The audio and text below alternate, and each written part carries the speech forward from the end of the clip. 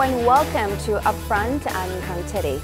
Korea has been quite busy hosting a number of international events over the past recent weeks, including the Incheon Asian Games, the Busan International Film Festival, and now the International Telecommunication Union Plenipotentiary Conference, with some calling it the ICT Olympics.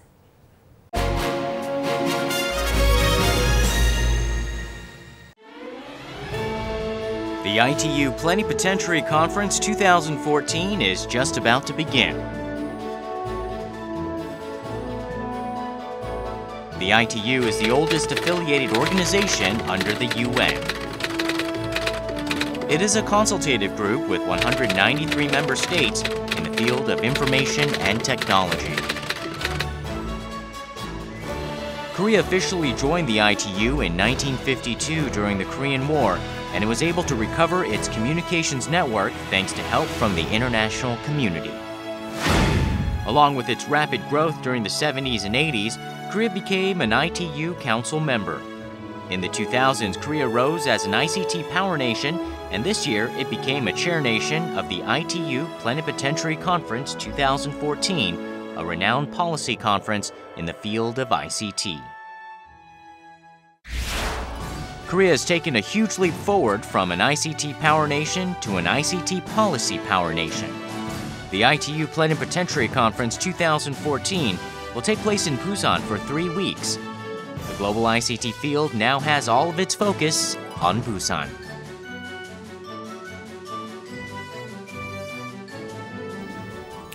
And for today's Upfront discussion, we have an amazing panel in the studio right here. We have, first of all, Mr. Min Won-gi, of course, Chairman of the ITU Plenipotentiary Conference 2014. Thank you so much for coming in. Thank you for the invitation. And Professor Chung Tae-myung from Seongkyungwan University. Thanks so much. And Mr. Lee Jong-soo, of course, a co-president of the Sustainable Development Global Network. Thank you. And let's start off with you. I mean, you were actually with us on Arirang TV about a year ago, and great to have you back with us. And just 4 days to go, pretty hectic in the lead up to this conference, I bet. It's amazing. Indeed, it's just 4 days away from today. Right. So we will have this Plenipotentiary Conference on 20th of October. And our team is very busy preparing for this whole event. And we are working very closely together with the ITU's Secretariat and the city of Busan. And we hope that at the end of the whole conference, everybody will be happy and they can get the positive message through this international event. Right. So the UN has a lot of affiliated organizations under its umbrella. And not a lot of people may be too familiar with ITU. So do tell us a little bit more about that first. Can you imagine the life without radio, without television, without telephone, and without internet? Actually, ITU is just behind all those services. So when we are making international phone calls, we have to send the signal to those countries. So in Korea, our country code is 82. Right. And the US is 01. These codes are actually distributed by the ITU. And when we are watching these Olympic Games and football matches, we use the satellite to watch those games. And this satellite orbit, which is actually very important to to actually launch the satellite in the orbit, is determined by the ITU too. So ITU is pretty much important international organization which really make decisions that affects our daily lives. And ITU is a kind of organization which was established in 1865. Which means way back. Yes, which means almost 150 years ago. And this organization is actually older than the UN, its mother organization. And this organization actually makes 3 important decisions. One is the one related with radio spectrum allocation.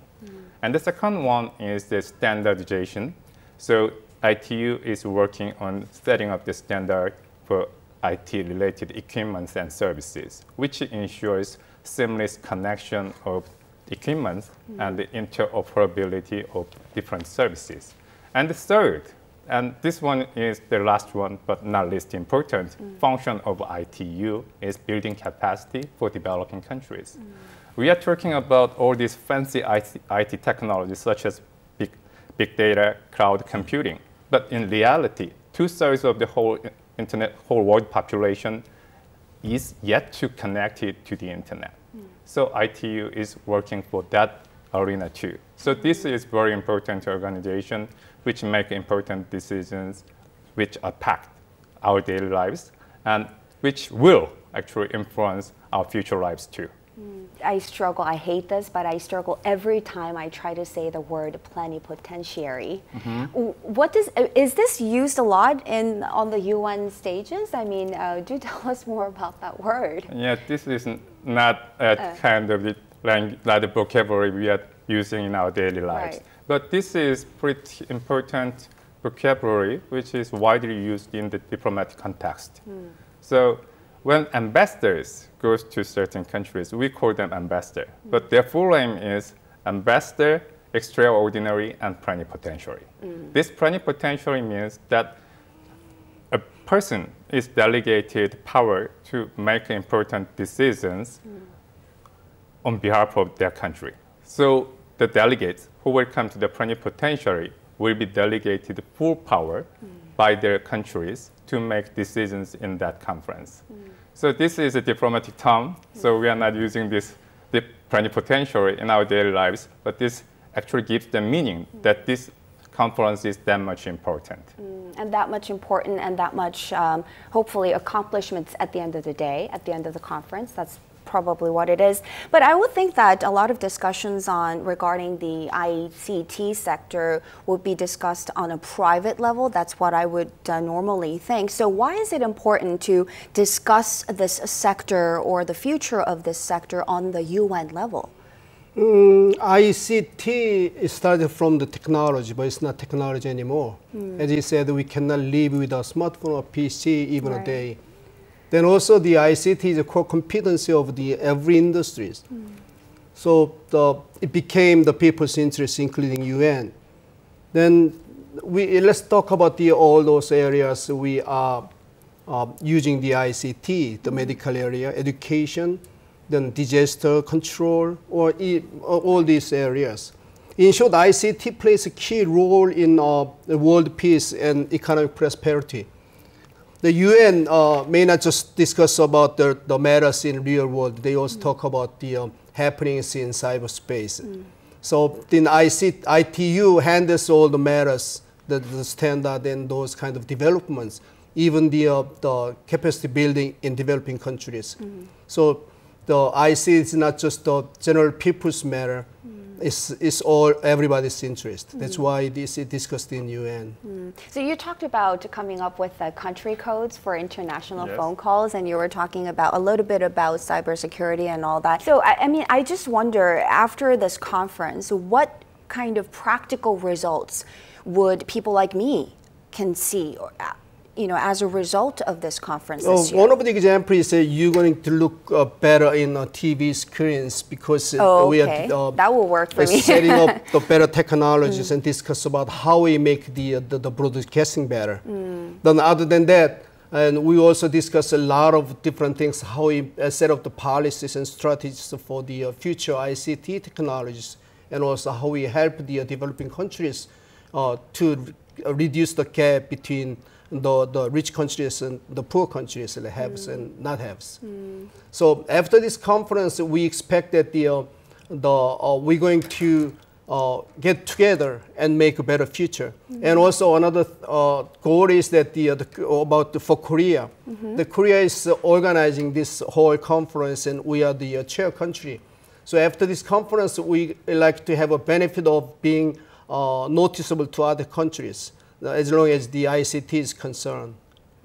And in the introduction, I said some called it ICT Olympics, right? And I thought it was cute, but there is a reason for it, right? Right. There are a few similarities. That first, because the Olympic happens once every 4 years, and then also the Olympic offers opportunity to have all the nations to participate, where ITU meeting occurs every 4 years, and the 193 UN member states are represented. And second feature is the Olympic has regional competition where selected teams go to main game, and the ITU also has a regional meetings, preparation meetings where the agendas discussed, all the selected topics will go to the main meeting conference. And thirdly, the excitement. You can see very strong excitement as well as debate and the depth discussion. And lastly, the Olympic Games produce the gold and silver and bronze medals, but still it is promoting friendship and cooperation and sportsmanship. An ITU conference that certainly when the decisions are made anonymously, but however, the whole process, there are big debate, but still it ends up with one decision, and it process everybody work together and develop collaborative spirit among the state, among the member states. Right, and you were talking about this earlier on too, but Korea hosting this year's conference, I mean, what meaning do you give to that? I think it would be a chance for Korea to show, hey, this is how far we've come in terms of ICT technology to begin with, right? Yes, right. At the same time, just think about this. When we first hosted Olympic Games in 1988, actually, we celebrated to host the event because we thought that that's the kind of recognition on the development we have made at the time. We had made for 20 years, something like that. And when we hosted World Cup Games in 2002 together with Japan, that's a kind of recognition to put the Korea's level along with Japan. And it is very interesting that we will host this event second time in the Asia-Pacific region. That was actually the same case in the Olympic Games. So this is, to me, this is a kind of recognition from the global community that Korea is the trusted partner in the global ICT community, and Korea is one of the leading countries in the field of ICT. And as you said, this will also give us a chance to show what we have achieved for the last 20 and 30 years in the field of ICT, and we can share our wisdom and our experience along with our global colleagues. I think we have actually received a lot of support from many countries after our Korean War. I think this is time for us to give something back to our international community, and I hope that this Plenipotentiary Conference will be an opportunity for not just show what we have achieved, but to share what we have acquired through that kind of process to our global colleagues. Yeah, I've got to say, this country has come a pretty far. We've accomplished so much, and it doesn't come pretty often. We have to wait another 80 years to hold this conference again right here in this country, I hear. And we're actually speaking to another ITU official who's made all-out efforts for this successful opening of this event. We're connecting to Mr. Hamadun Ture, as Secretary General of the ITU. Secretary General, thank you so much for making time and joining us. What do you think how do you think it's coming along in terms of prepping for this conference? The venue for PP14 Bexco, which I remember fondly from ITU Telecom 2004, has also grown and is undoubtedly one of the world's best equipped conference venues today. The local authorities in Busan have been amazingly efficient in making all the arrangements for welcoming the expected 3,000 delegates from over 150 countries around the world.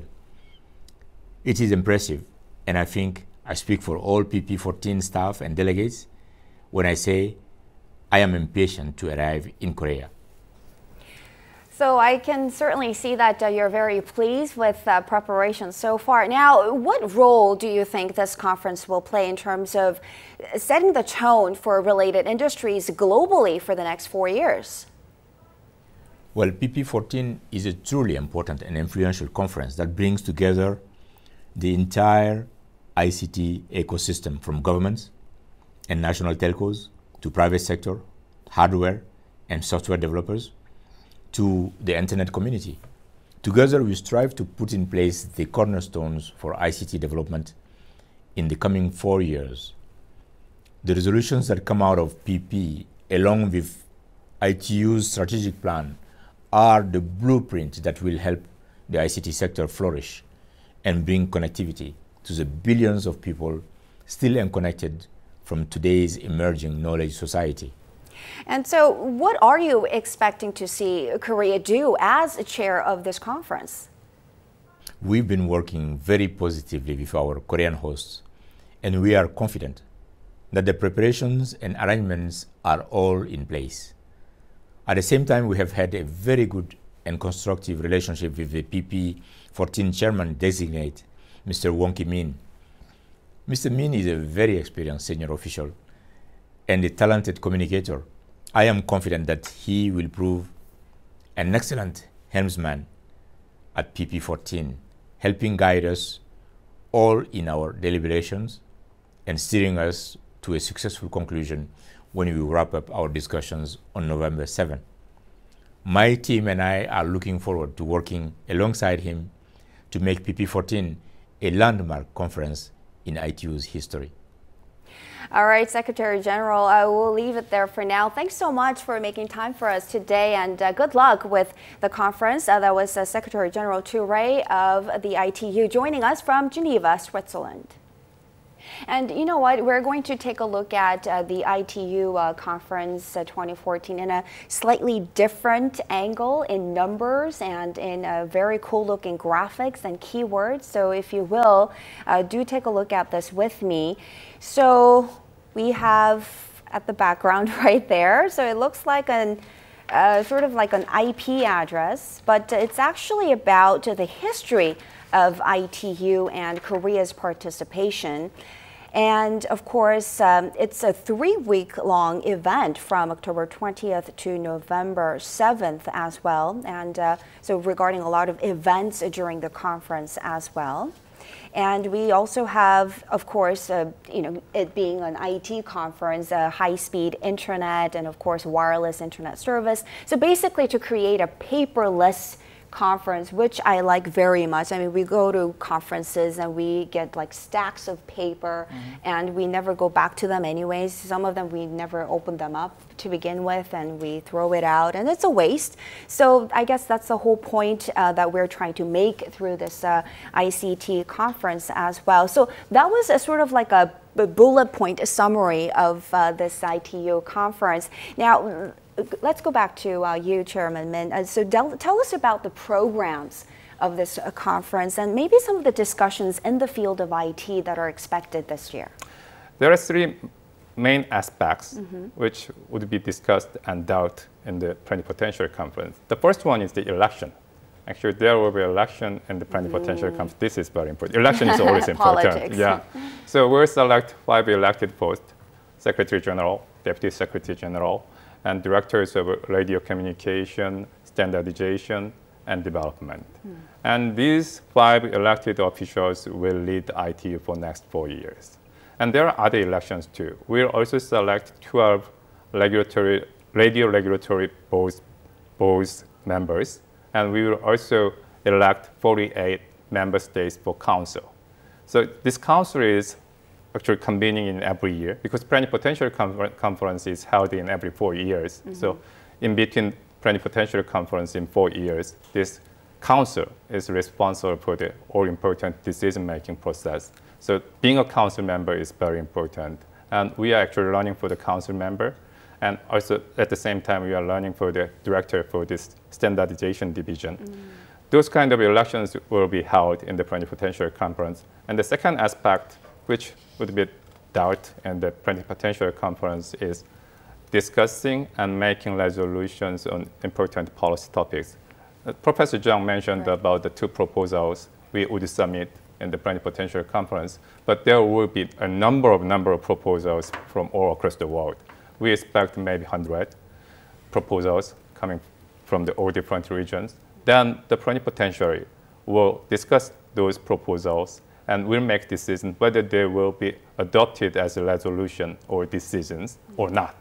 So that kind of thing would be discussed in the Plenipotentiary Conference. And the third one is also very important because this is a kind of ITU Plenipotentiary Conference. So this conference will make a decision about the operational and financial and the strategic plan of ITU itself. So how ITU Secretariat should be run next 4 years would be discussed and determined in the Plenipotentiary Conference. Not only the internet governance, but ITU governance as well, how yes. the management. Okay, got it. And you were talking about in the pre-interview that just from the get-go, just on day one, on the plenary session, countries will just come in and really delve into their heated discussions. So how do countries come to narrow their differences at this meeting? Yes.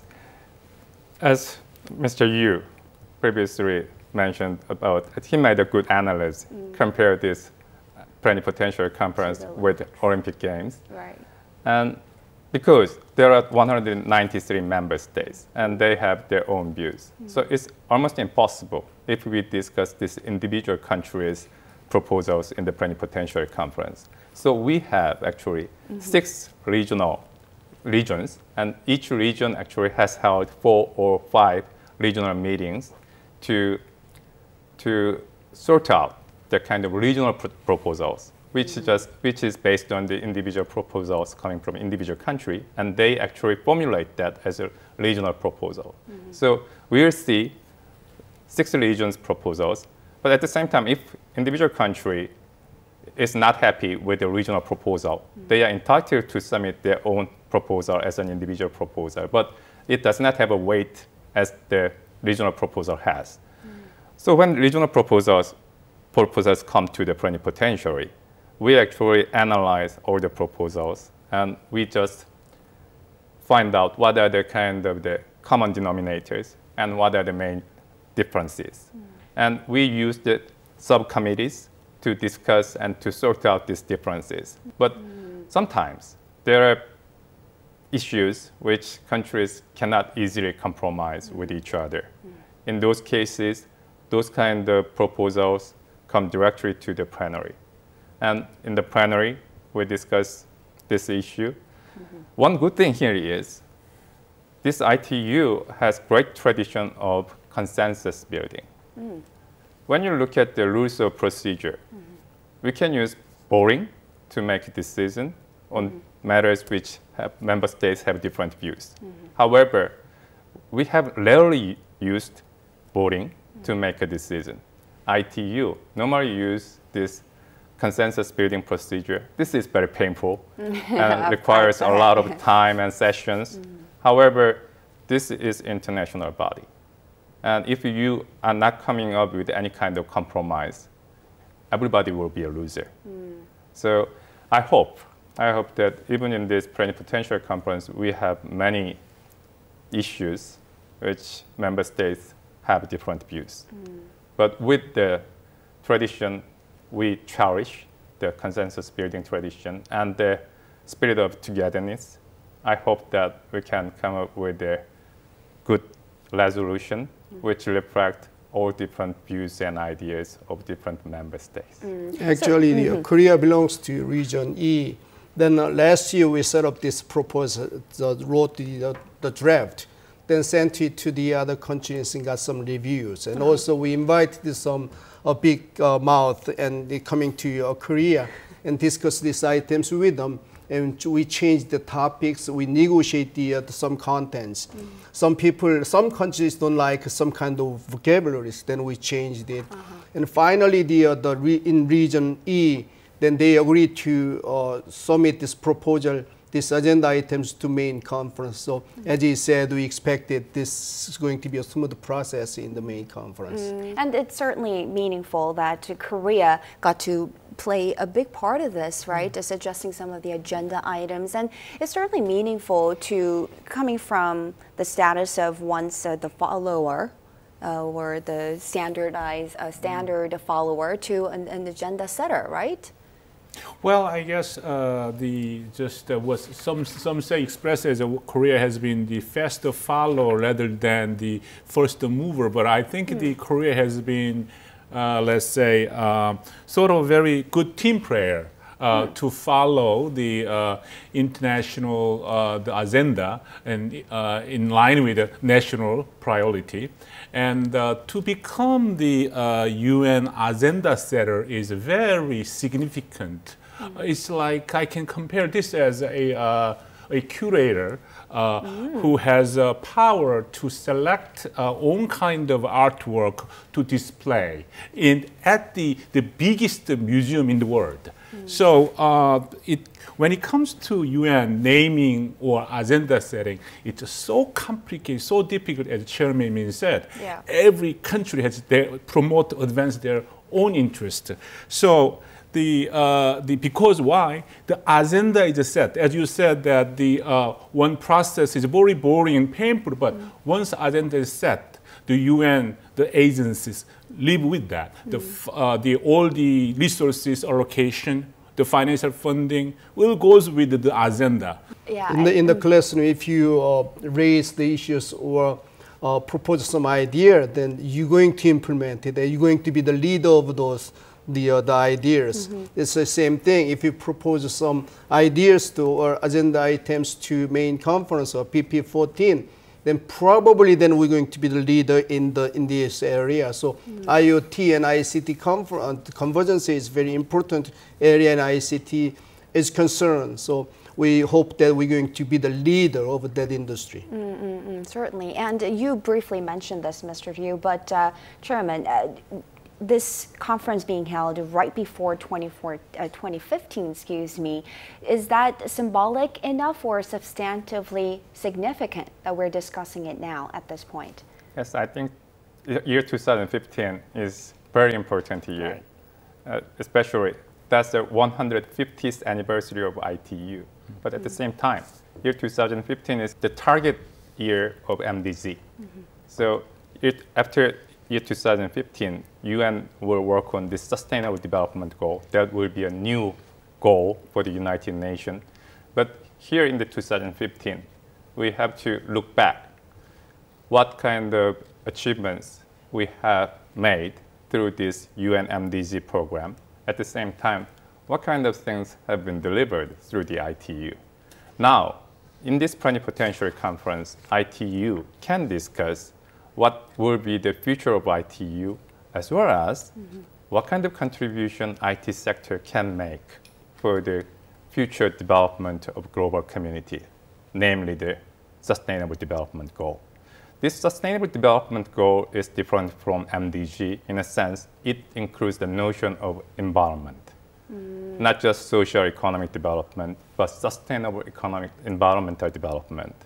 We discussed about this reducing the carbon footprint in the work of ITU. But this should not be limited to just conference. We should enlarge the notion of reducing carbon footprint in our daily lives. And ICT, actually this ICT technology can make a lot of contribution in that front. We hope that for next 150 years, this ICT technology, IT technology, can totally change the paradigm of world global development. And so we can live more peaceful and more eco-friendly global community. Just a question to the floor. I mean, how can ICT help resolve issues like human rights and poverty?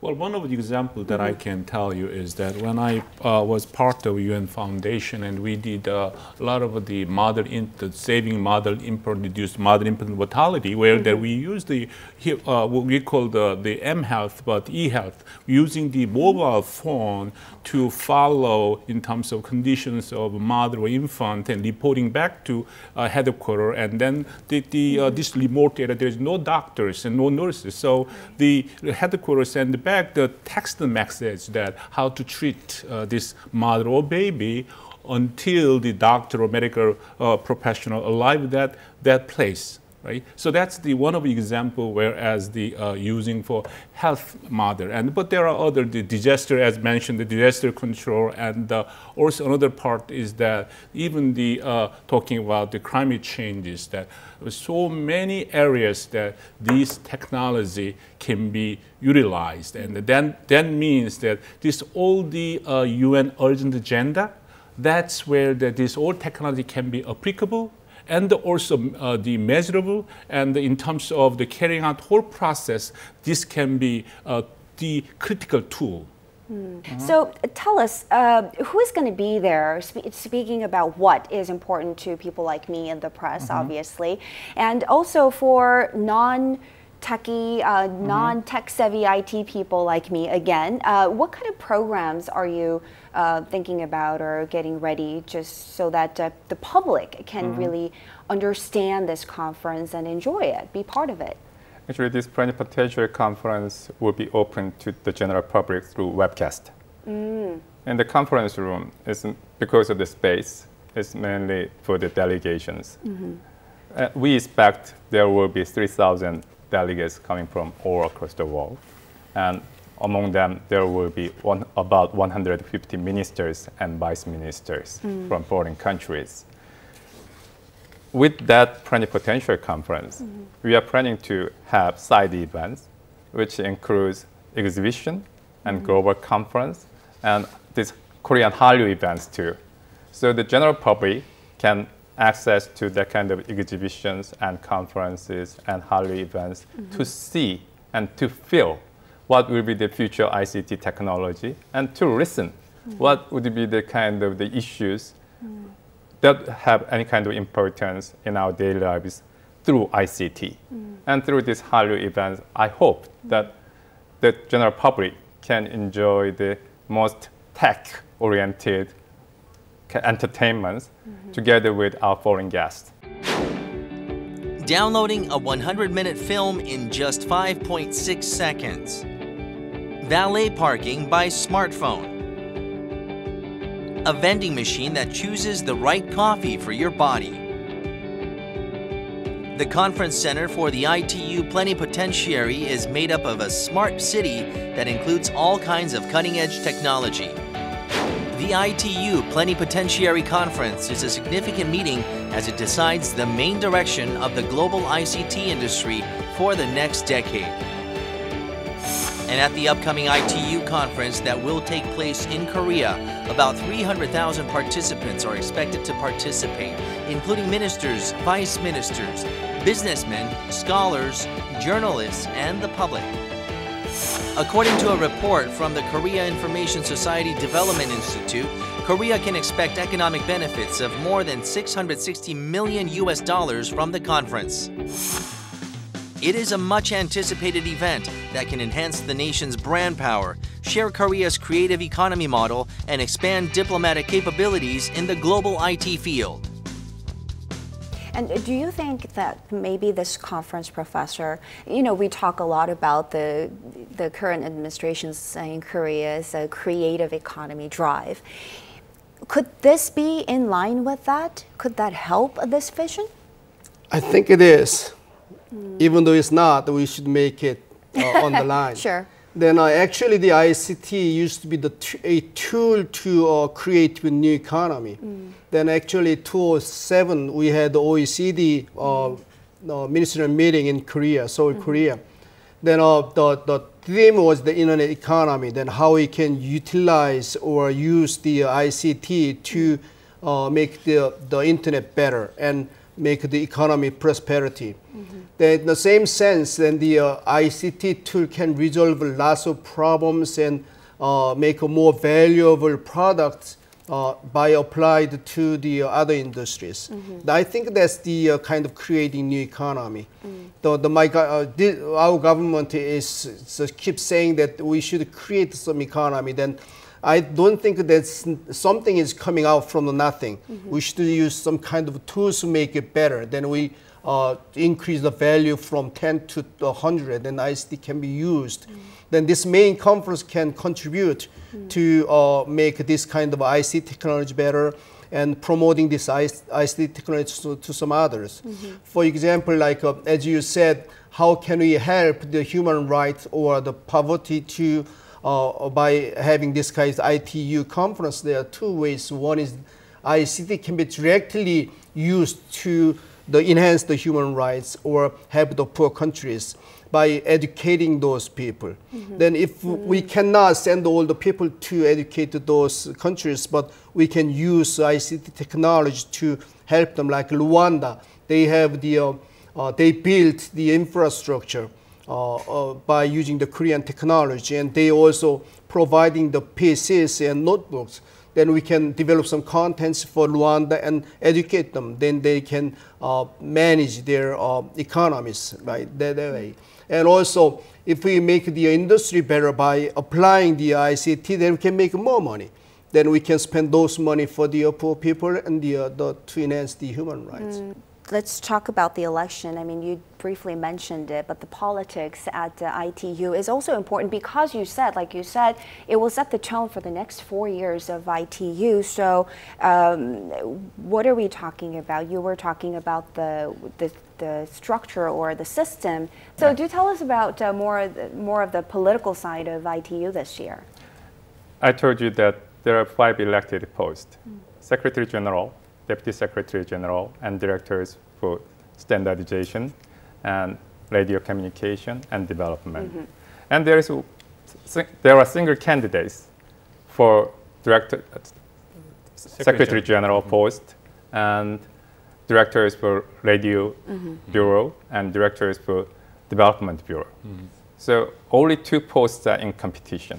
One is Deputy Secretary General position. There are 5 candidates there. And in this Director for Standardization Bureau, there are 3 candidates. Korea actually is running for this Director for Standardization. And we have a candidate, Dr. Jessup Lee. He's making his campaign very strongly. But because I'm the chairman of the conference and I should be neutral on this whole election process, so I cannot say a lot about his candidacy. But I think running for that post by the Korean candidate means a lot to us. And I think at the end of the day, the member states will select who will be the director for the next 4 years for the ITU Standardization Bureau. But we have a very good candidates.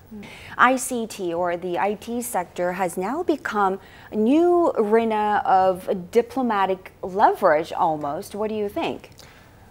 Previously, when we discussed these IT matters, even in the international level, it's mainly the trade issue and it's economic issue. It was, actually. So when we had bilateral talks with the United States or European Union, or when we had WTO negotiation on basic telecommunication services, at the time, our main focus was economic interest and how to protect our economic interest in the global competition. But nowadays, IT becomes an enabler for everything. Professor mentioned rightly that IT can contribute to add values for other industries. That's one thing. But another thing here, very important, is nowadays we are using internet everyday lives. So we are living 2 different worlds. One is this physical world, and we have another world. That's the cyber world. And cyber world is governed by this international rules on ICT. So many countries now look this issue more diplomatic way. That's the reason many ministries of foreign affairs in foreign countries are involved in this discussion. And when you look at the composition of the delegations from foreign countries to this ITU Plenipotentiary Conference, you can easily find the delegates coming from the Ministry of Foreign Affairs, which means that nowadays ICT is not just an economic matter. This is becoming more political and more diplomatic, and this is a kind of universal topic which can affect not only economy, but also our social lives and even in the political area.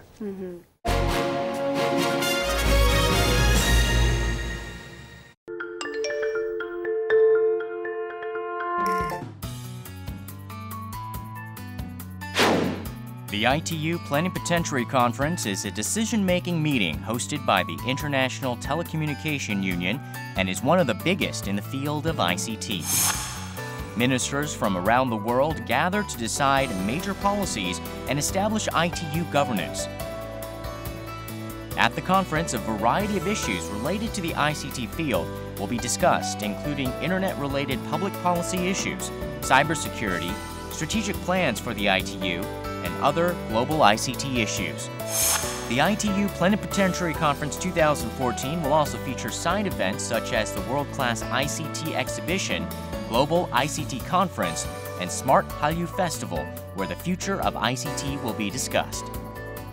These events will create a global ICT festival open to everyone from all around the world.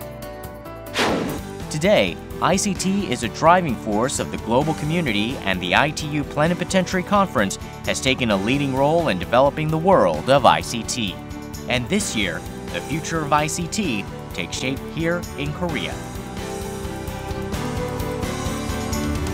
All right, so putting together all those countries' efforts to stay relevant on the global stage and even powerful nowadays with that power in this sector. So we're going to, putting all those efforts together, and we're going to have a resolution most likely at the end of this 3-week conference. So what kind of content would it entail?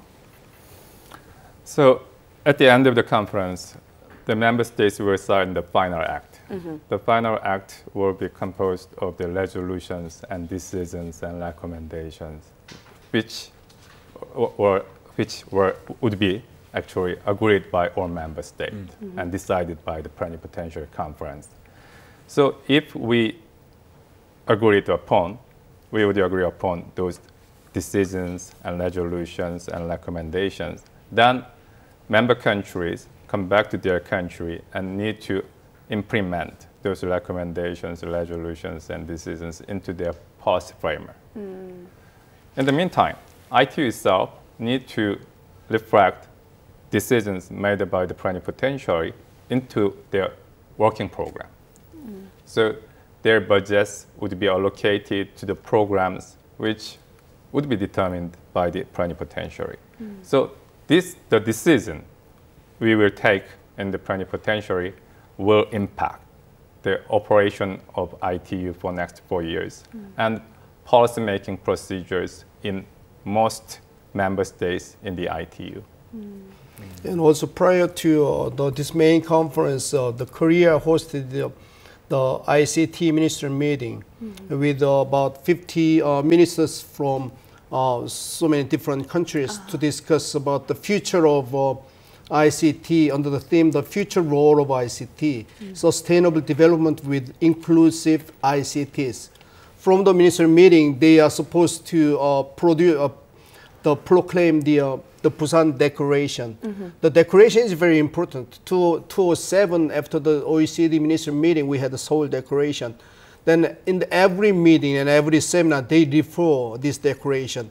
They say that in Seoul Declaration, we talked about this and this, we agreed on this and this. If we go to the OECD meeting, they always have this Seoul Declaration as a reference. So having this kind of a Busan Declaration or Busan or whatever will be very important. And of course, I really like the idea of talking about inclusive ICT. I guess that's one of the reasons why we need to talk about this on the UN level.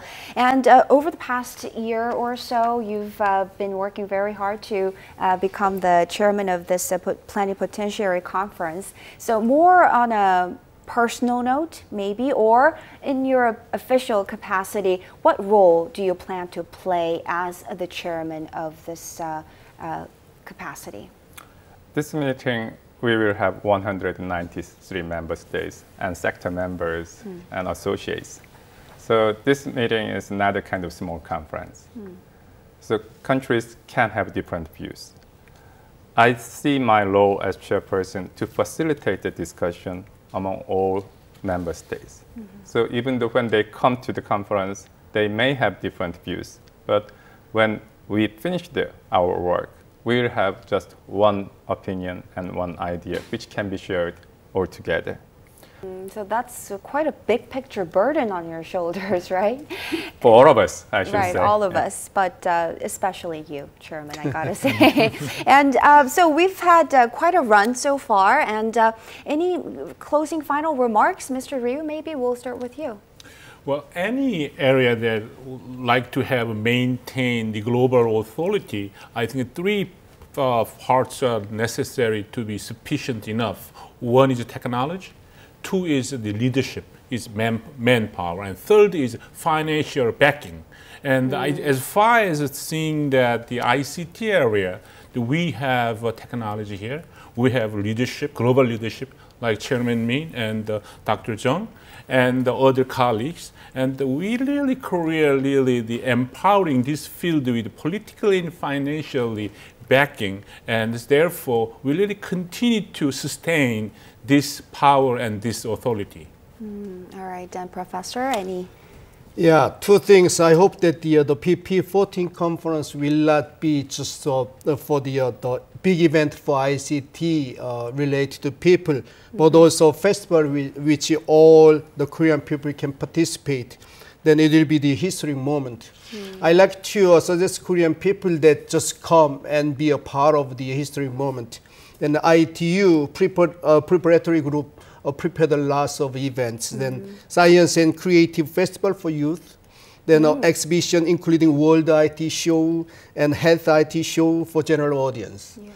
Then also Global IT Premier Forum for academic people, the researchers and scholars, then experts. Even fireworks. At least we can enjoy the big fireworks. Then we're going to have more fun than the Yeouido fireworks. Then PP14 is already prepared for us. We really need those programs. Yeah, one more thing is that I also would like to suggest to the government that they better organize post-PP14 committee and let them follow up the results from PP14. We should remember that the seeding and the cultivating are all important, but the fruits are gained from the harvest. And Chairman Min, any big takeaway that you would like to highlight in your closing?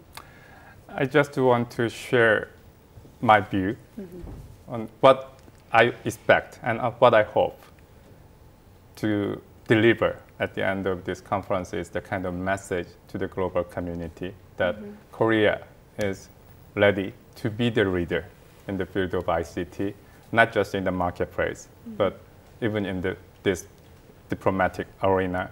And being a leader is not made by calling yourself a leader. You should earn your reputation as a leader by your colleagues. In order to do that, you have to share what you have with your colleagues. And I think this is a moment for us to level up our position as a global leader. And I hope that many countries who will attend the Plenipotentiary Conference feel the same way as I hope. I bet they did. And thank you so much, all three of you, for coming in today and sharing your insights with us, and a great upfront conversation. And thank you, our viewers, for watching as well. Do get in touch with us on our website as well as on our Twitter account. We'd love to hear from you. And that wraps it up for us here this week. See you next time.